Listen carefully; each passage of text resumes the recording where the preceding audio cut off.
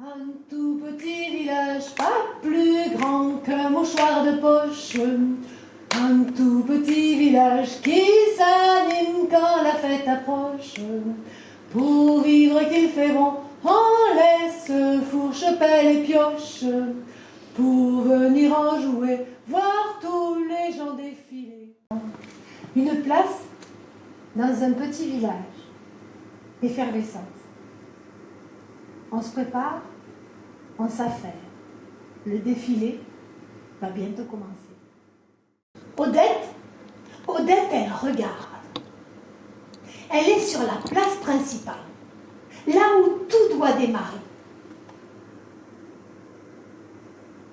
Elle est arrivée avant tout le monde. Elle a réussi à sortir de chez elle. Et cette fête lui permet de voir autre chose que les murs de sa maison. Que les enfants à s'occuper et les hommes à nourrir. Elle n'est pas malheureuse, Odette, non. Elle fait ce qu'on attend d'elle. Elle s'occupe des autres. Pourquoi? Marie-Thérèse, elle voyait dans sa tête les tours qui s'effondraient dans un grand fracas et un nuage de poussière. Elle voyait cette ruine. Elle en prend plein les narines. Elle suffoque à cette idée. Mais pourquoi? Pourquoi? Ce serait comme des photos qu'on prendrait de là-haut, vues du ciel. Il le voit, lui, là-haut, ce qui se passe. Henriette a juste eu le temps de revenir de la foire et de s'infiltrer parmi la foule. Et elle regarde, elle admire les cracheurs de feu. Oh, cette année, ils ont fait fort. Ils sont allés chercher des cracheurs de feu. Bon, il paraît que c'est pas ça le clou du spectacle. Il paraît qu'il y a quelque chose de plus intéressant, quelque chose d'étonnant, quelque chose avec un air qui vient d'ailleurs. Henriette! Henriette! Elle a entendu son prénom. Elle voit un homme là-bas qui est en train de l'appeler en levant le bras. Au bout de son bras, il tient quelque chose en cuir qui est gros, comme une moule pleine. Là, elle attend. Armande, elle est avec Paulette et Suzette. Toutes les trois, elles se sont placées exactement au bon endroit pour tout voir. Juste devant la porte massive de l'ancienne ville. Et elles sont obnubilées par les gens qui passent dans les costumes anciens. Ces costumes qu'elles ont confectionnés avec d'autres femmes.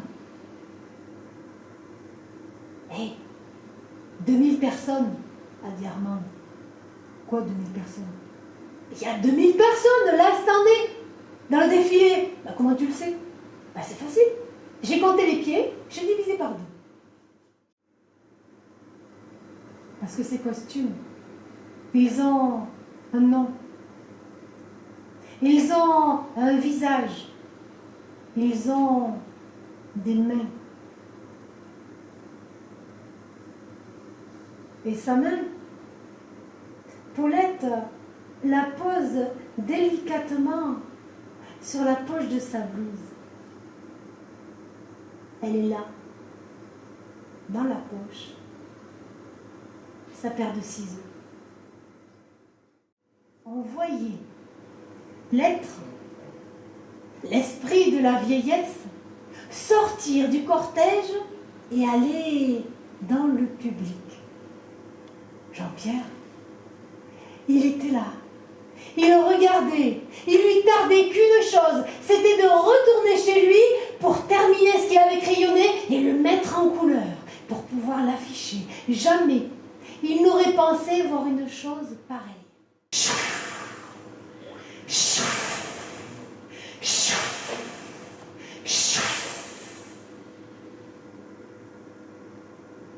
le vol d'oiseaux en hiver, mon plus beau tableau.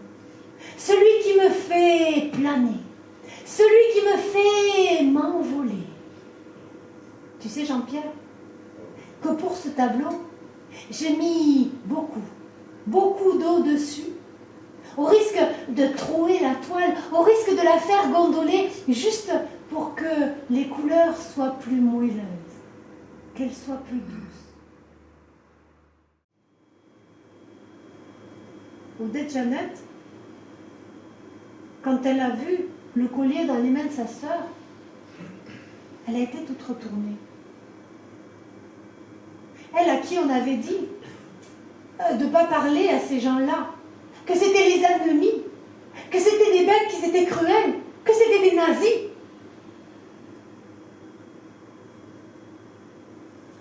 Dans sa tête, à Odette Jeannette, ça tapait.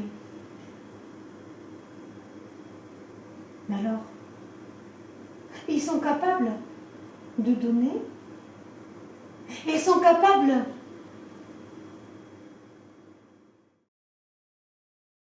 un tout petit village, pas plus grand qu'un mouchoir de poche.